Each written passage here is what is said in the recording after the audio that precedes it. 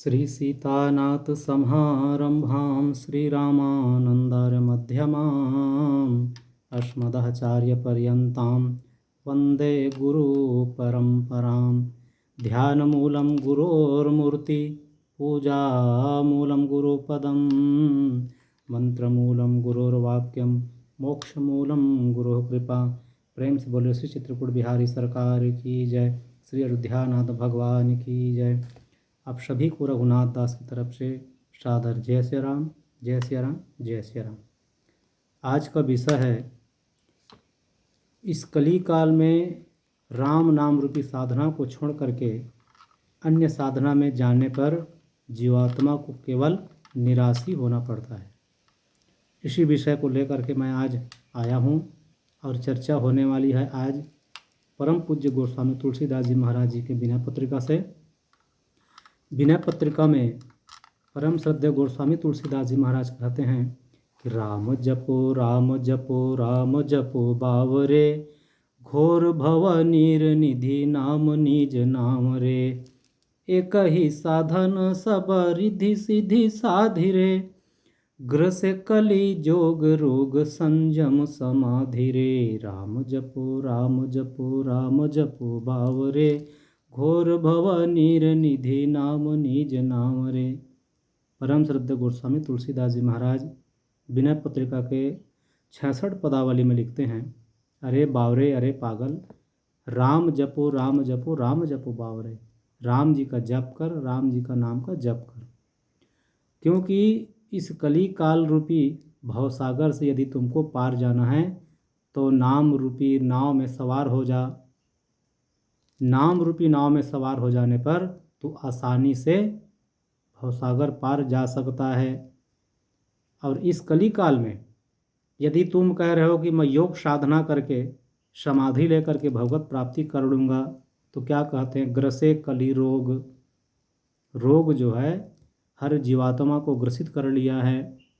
जोग संयम समाधि रे, कलयुग रूपी जो विषय है योग समाधि सभी साधना को ग्रसित कर लिया है। तो न तो योग कर सकते हैं न समाधि ले सकते हैं। योग किसको कहा जाता है? योग माने जोड़ना, अर्थात जीवात्मा जो है अपने आत्मा को परमात्मा में जब जोड़ देता है, प्लस कर देता है, उसको कहते हैं योग।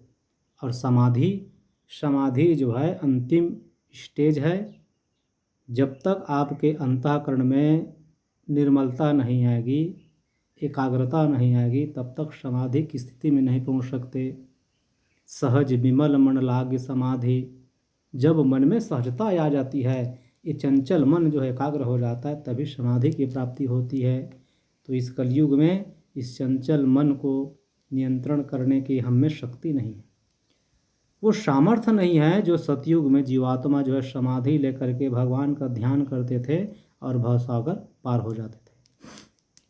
और इस राम नाम को समझ ले कि यही प्रारंभ है, यही आदि है। राम नाम ही सो अंत सब ही को काम रे।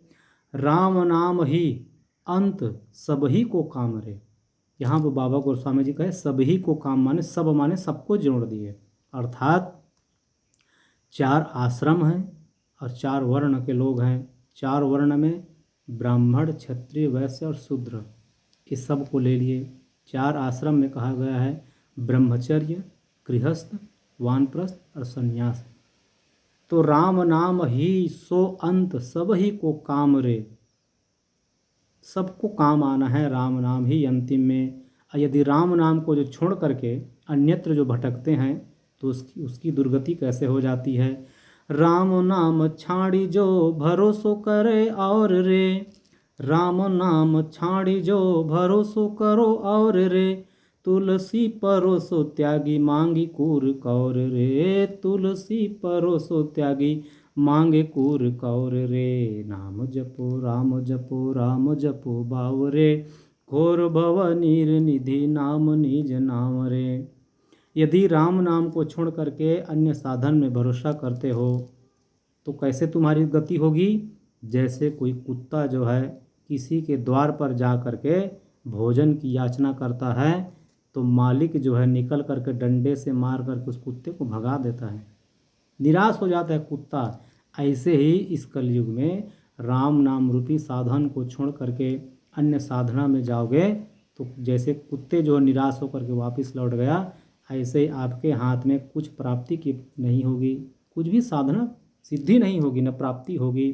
क्योंकि ब्रह्म सद्देव गोस्वामी जी दोहा वाले में लिखते हैं, राम नाम को अंक है सब साधन है सुन, अंक गए कछु हाथ नहीं अंक रहे 10 गुण। राम नाम ही एक अंक है और इस कलयुग में सब साधन है सुन, और अंक गए कछु हाथ नहीं अंक रहे 10 गुण।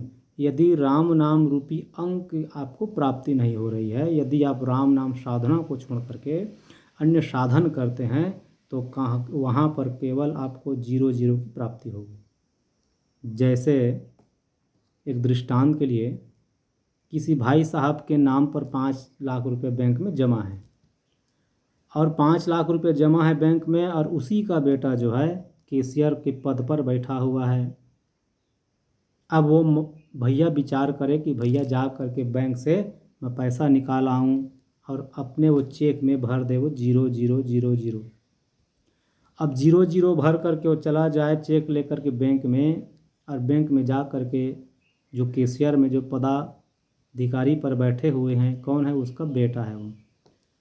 अब उसका बेटा भी बैठा है, चेक के वो जैसे देता है तो वो नहीं विचार करते कि ये मेरे पिताजी हैं, क्योंकि उसका नियम क्या है, उसका धर्म यही है कि जो सही चेक भर कर लाएंगे उसी को पैसे की प्राप्ति होगी। तो यहाँ चेक जो है सही भरा नहीं है, क्योंकि चेक में केवल 0 0 0 0 लिखा गया है। यदि उसमें एक अंक लिख दिए होते तब उसको पैसे की प्राप्ति हो जाती, जबकि उसके नाम पर खाता है, खाता में पैसा है, फिर भी यदि चेक जो है गलत हो जाता है तो उसको रुपया भी नहीं मिलता। यदि उसी चेक पर वो 2 जीरो के आगे में, 3 जीरो के आगे में एक अंक लिख देते तो उसको 100 रुपया 1000 रुपया मिल जाता। ऐसे ही इस कलयुग में राम नाम को छोड़ करके अन्य साधन करोगे तो केवल 0 ही 0 बटक की प्राप्ति होगी। इसीलिए कहीं भी अन्यत्र कुछ साधन की जाती है, जैसे कोई यज्ञ अनुष्ठान किया जाता है, जैसे विष्णु यज्ञ करवा रहे हैं, लक्ष्मी यज्ञ करवा रहे हैं, शिव यज्ञ करवा रहे हैं, हर यज्ञ में राम नाम संकीर्तन क्यों किया जाता है? राम नाम संकीर्तन इसलिए किया जाता है कि हमको अंक की प्राप्ति होगी, तो जितने भी अन्य साधन हैं उसमें 0 की जब प्राप्ति होती है तो 10 अंक वो बढ़ जाता है। यदि आप यज्ञ अनुष्ठान कर रहे हैं और राम नाम को छोड़ दिए और यज्ञ आप करते रहिए अन्य यज्ञ, तब आपको केवल 0 0 बटा मिलेगा। लेकिन उसी यज्ञ के प्रारंभ में आप राम नाम कीर्तन करा दिए, प्रारंभ में और अंतिम काल में राम नाम कीर्तन कर लिए, करा दिए, तो आपको अंक की प्राप्ति हो गई, और अंक में 0 जोड़ देने पर वो 10 गुना जो बढ़ जाता है। ऐसे ही इस कलयुग में अन्य साधन के साथ साथ आप राम नाम को जोड़ रहे हैं तो आपको 10 गुना फल की प्राप्ति होगी। और अन्य साधन करने की तो ज़रूरत है ये नहीं, क्योंकि इस कलयुग में सबसे बड़ा यज्ञ है राम नाम यज्ञ, जिसको भगवान श्री कृष्णचंद्र जी गीता जी में लिख दिए हैं कि यज्ञा नाम जाप यज्ञोस्मि, मेरा नाम जाप ही सबसे बड़ा यज्ञ होगा। तो आप सभी से करवद्र प्रार्थना है कि आप लोग अपने समय को व्यर्थ न गंवाते हुए राम नाम से जुड़ जाइए। और कैसे जपना है? हम मन से जपें या वाचिक रूप से जपें, कल्याण क्या होगा? तो हमको जपना है भगवान के नाम को जिह्वा से, क्योंकि जिह्वा जो है हमारे बस में है, जब चाहे तब इस जिह्वा से राम नाम को जप सकते हैं। और वहीं पर गोस्वामी तुलसीदास जी महाराज विनय पत्रिका में कहते हैं, राम राम जीह जौलो नु त जपी हैं, तौलो तू कहूँ जाय तिहूँ ताप तपी हैं। यदि राम नाम को जिह्वा से आप जप लिए तब आपको कहीं भी जाओ शांति की प्राप्ति होगी। और यदि आप जिह्वा से राम नाम नहीं जप रहे हैं, रट रहे हैं, तब तौलो कहूँ तू कहूँ जाए, आप कहीं भी चले जाइए, तिहूँ ताप तपी हैं, तीनों ताप में आप तपोगे। और 3 ताप क्या हैं? दैहिक, दैविक और भौतिक ताप। तीनों ताप से जीवात्मा को तपना पड़ता है। यदि तीनों ताप से आपको छुटकारा चाहिए तो अपने जिह्वा से राम नाम को सतत जपते रहिए। अहरनिश सीताराम हर कार्य को करते हुए। इसी के साथ आप सभी को सादर जय श्री राम, जय श्री राम, जय श्री राम।